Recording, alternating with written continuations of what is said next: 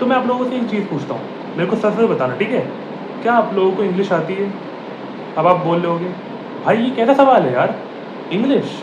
भाई हम लोग ने अपने 15-16 साल हमने जो अपने बम को घिसवाया है बैठे-बैठे, 8-8 घंटे तक हम लोग स्कूल के अंदर रहते थे, इंग्लिश ही तो पढ़ते थे भाई, बोलते थे, टीचर लोग भी बोलते थे, टॉक इन इंग्लिश और I will send you out of the class. यही बोलते थे ना आप लोगों से। और कॉलेज में भी आके आपको इंग्लिश पढ़नी पड़ रही है। तो आप लोगों ने अपनी ज़िंदगी के 20 साल तो आप लोगों ने इंग्लिश पढ़ी है। तो इंग्लिश आप लोगों को आती है, जो कि बहुत ही अच्छी बात है, वेल डन। अब मैं आप लोगों से पूछता हूँ, क्या आप लोगों को हिंदी आती है? अब फिर से आप बोल रहे होगे, भाई तू क्या नशे-वशे करके आया है क्या? मतलब 2-4 तूने मारी है क्या? या फिर कुछ और अलग करके आया है? कुछ वो? तो भाई नहीं भाई, मैंने ऐसा कुछ नहीं करा है। हाँ, वो करा था मैंने बहुत पहले, बट अभी मैंने ऐसा कुछ भी नहीं करा है। मैं बस थोड़ा-सा लॉजिकली सोच रहा हूँ। ये जो मुद्दा है मैंने वो क्यों उठाया? आखिर आप लोगों को इंग्लिश आती है, हिंदी आती है, ये सब मैं क्यों बोल रहा हूँ? तो देखो इसका सिंपल सा रीज़न है कि हम लोग हिंदी बोलते हैं। अगर आप लोग इंडियन होगे तो आप लोग मे बी हिंदी बोलते होगे, या फिर अगर आप महाराष्ट्र, गुजरात से हो तो आप अपनी लोकल लैंग्वेज बोलते होगे, है ना? मराठी, गुजराती। और अगर कोई बाहर का देख रहा है तो बांग्लादेश का, नेपाल का, जो कि है भी, तो वो लोग अपनी लैंग्वेज बोलते हैं, जो कि बहुत ही अच्छी बात है। लेकिन मैं इंडियन से बात कर रहा हूँ। क्या आप लोगों को हिंदी आती है? और ये हिंदी आने का सवाल मैंने क्यों करा? क्योंकि आज के टाइम पे हम लोग हिंदी तो बोलते हैं, लेकिन ये जो हिंदी है, उसके अंदर हमने एक और नई लैंग्वेज को इंट्रोड्यूस कर दिया है, जो कि है गाली। गाली, यस। तो आप लोग मेरे को एक बार सच-सच बताना, ठीक है? सच-सच बताना, या तो आप होगे वो इंसान, या फिर आपके ग्रुप में, या फिर आपके फ्रेंड सर्कल में कोई वो ऐसा इंसान होगा, जो हर बात पे हिंदी तो बोलता ही बोलता है, कभी-कभार इंग्लिश भी बीच में बोल देता है, लेकिन वो हर सेंटेंस में उसका एक बार तो उसका गाली निकलना ही निकलना है। सच-सच बताना, क्या आप वो इंसान, या फिर आपके फ्रेंड सर्कल में है? सच-सच बताना नीचे कमेंट्स में, ठीक है? सच-सच बताना। और अगर अब आप लोगों ने बता दिया है, तो अब हम लोग गाली देते क्यों हैं? इसके पीछे का रीज़न क्या होता है? गाली देने का तो यही रीज़न होता है ना कि जब आपकी मान लो किसी से लड़ाई हो गई सड़क पे, या फिर कहीं पे भी आपकी किसी से लड़ाई हो गई, तब आप लोग गाली का आदान-प्रदान करते हो ना, है ना? यही तो होता है कि अगर मेरे को गुस्सा आ गया, तो मैं आपको लोगों को गाली बक दूँगा, अगर तुम लोगों को गुस्सा आ गया, तो मेरे को और गाली बकोगे, यही तो होता है। लेकिन अगर आप हर टाइम, आज के टाइम पे 2026, यस, अगर आप लोग आज के टाइम पे हर टाइम, हर वर्ड में आपके, हर सेंटेंस में आपके अगर गाली होती है, बी-सी, एम-सी और न जाने कौन-सी, तो क्या आपको हर टाइम गुस्सा आता है मेरे भाई? अगर आता है तो ये गुस्सा आपका अपने फ्रेंड्स के साथ में निकलता होगा ना, क्योंकि आप तो फ्रेंड्स के बीच में ही तो गाली बोलते होगे, है ना? कि भाई ये तेरा ये मार दूँगा, ये कर दूँगा, है ना? यही तो बोलते हो। या फिर और सिचुएशन अगर मैं थोड़ी-सी और ऊपर लेके आऊँ, तो आप लोग अपनी जीएफ के साथ में भी ऐसा करते होंगे। अब मैं जानता हूँ आप लोगों में से 90% जो लड़के होंगे, वो अपनी जीएफ के साथ में मतलब ऐसे बात नहीं करते होंगे गाली देके, बट 10% तो है भाई, एक्सेप्शन भी तो है। हर चीज़ का एक एक्सेप्शन होता है, अगर केमिस्ट्री में भी एक्सेप्शन है, तो लाइफ में भी एक्सेप्शन होते ही होते हैं। मतलब गाली दे के आप लोग क्या करना साबित क्या करना चाहते हो?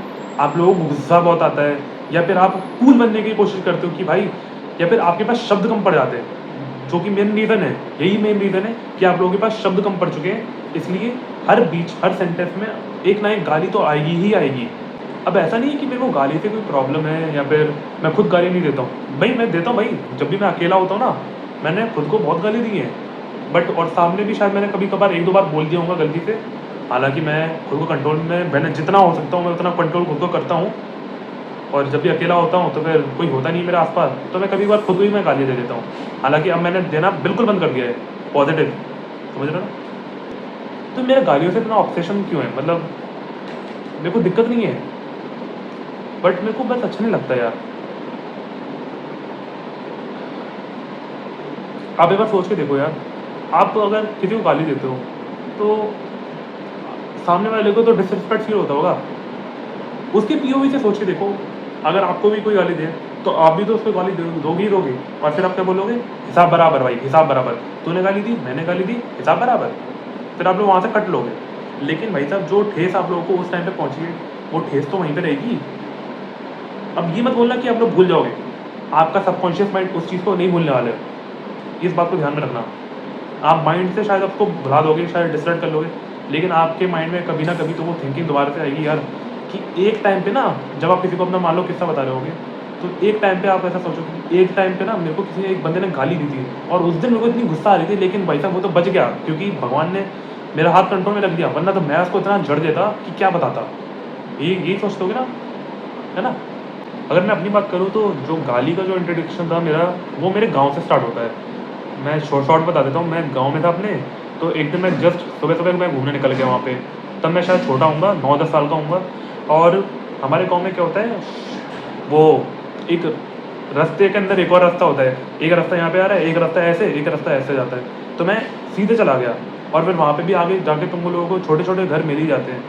तो वहाँ पे लड़के लोग खेल रहे थे, छोटे छोटे, मेरे से ऐसे शायद बड़े थे या फिर छोटे थे, कंचे खेलते हैं। तो भाई साहब वो लोग ने पहली बार उन लोगों के मैंने मुँह से सुनी MC DC। और उस टाइम पे मेरे को लगा कि यार ये जो शब्द है ये तो मेरे पापा निकालते हैं। अब आप लोगों को लग रहा हो कि मैं अपने पापा की डिसरिस्पेक्ट कर रहा हूँ, तो नहीं भाई, मैं अपने पापा की डिसरिस्पेक्ट नहीं कर रहा हूँ। ये हर उस बाप के साथ में होता है जो आर्मी वाला रह चुका है या फिर आर्मी में है ना। आपके पापा के साथ में भी हुआ होगा। अब मना मत करना, झूठ मत बोलना।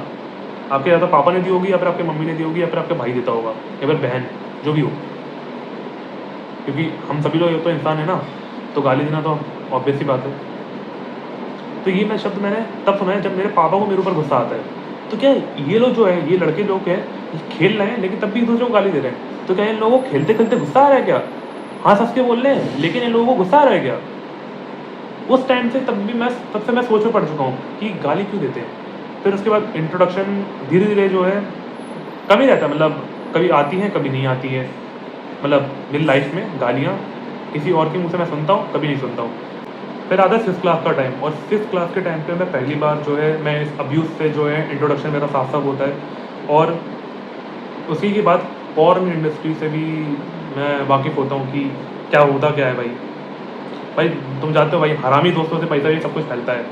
और फिर उसके बाद धीरे धीरे करते करते करते मैं इन सब में इंडल्ज होता रहा।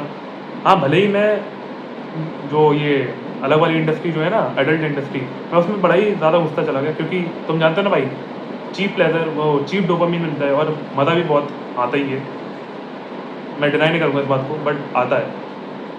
उसके बाद हाँ, रिग्रेट जो होता है वो भयंकर है, लेकिन वो रिग्रेट भी 2-3 दिन बाद चला जाता है। लेकिन जो एक चीज़ थी वो थी गाली। उसका मेरा हमेशा 36 का आंकड़ा रहता ही रहता है। कभी कभार मेरे करीब भी आ जाता है वो। मैं गालियों का इस्तेमाल जो है मैं बहुत ही ज़्यादा कम करता हूँ। और मैं भी सोच रहा था कि भाई मेरे अराउंड जो भी होंगे, मैं उन लोगों को भी मोटिवेट करूँगा कि भाई कम से कम गाली मत दो, गाली मत, बिना गाली दे के एक बार बात करो।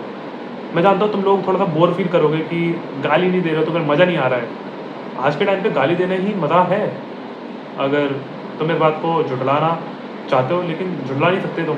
गाली देने पे भाई साहब एक अलग सा ही मज़ा आता है कि यार उसने तो मेरी ऐसी तैसी उसकी माँ की, मतलब करते हैं भाई, मज़ा ऐसे ही आता है, ऐसे सस्पेंस बनाते हैं ये वो कर करके। बट यार मेरे को ऐसा मज़ा नहीं चाहिए यार। नॉर्मल एक ह्यूमन कन्वर्सेशन भी तो हो सकती है मेरे भाई।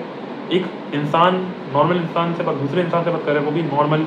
हाँ भले ही बीच में थोड़े बहुत पॉजेस आएंगे, शायद साइलेंस आ जाएगी बीच में, जो कि मेरे साथ हमेशा होता है। जब भी मैं किसी से बात करता हूँ साइलेंस हमेशा बीच में आती ही आती है। बट वही तो नॉर्मल है भाई, नॉर्मल। हाँ भले ही मेरा दिमाग जो है प्रोसेस करने में थोड़ा सा टाइम लेता है, वरना मेरे को ये सोचना पड़ेगा कि मैं आज ये मैं टॉपिक सोचता हूँ तो आज मैं इस टॉपिक पे मैं लोगों से बातें करूँगा, कल मैं ये टॉपिक सोचता हूँ। ये नहीं करना मेरे को भाई। जो भी मेरे माइंड में नेचुरली आ रहा है मैं वो बोलता हूँ, और वही करना चाहिए। अब तुम क्या चाहते हो, हर दिन मैं कोई नया टॉपिक उठा के लाऊँ? फिर तो भाई साहब मेरे को गाली देनी पड़ेगी इन दी एंड कि भाई उसने ये करा, उसकी ऐसी तैसी। नहीं भाई, मेरे से नहीं हो पाएगा। और मैंने बहुत पहले एक वीडियो डाली थी, मतलब 2-3 दिन पहले मैंने डाली थी कि तुम चेंज नहीं ला सकते, इसलिए तुम्हें अडेप्ट ही करना पड़ेगा। मैं थक चुका हूँ, क्योंकि मैंने जितना हो सकता था मैंने उतना चेंज लाने की कोशिश करी। मैंने लोगों को मना करा, लोग नहीं माने। मैं चेंज नहीं ला सकता। गांधी जी का जो कोट था ना, be the change you want to see in the world, वो चेंज मैं नहीं ला सकता। मैं भले ही अपने अंदर चेंज ले आऊँगा, लेकिन वो चेंज मैं दुनिया में नहीं ला सकता, कभी नहीं ला सकता। I am really sorry Mahatma Gandhi ji. आपका जो ये कोट है वो उसका मैं आधा ही कर पाऊँगा, बाकी बचा हुआ आधा आप किसी और से करवा लेना। That's it. हाँ, अच्छा क्या नहीं पे समाप्त होता है। धन्यवाद, बाय बाय, लव।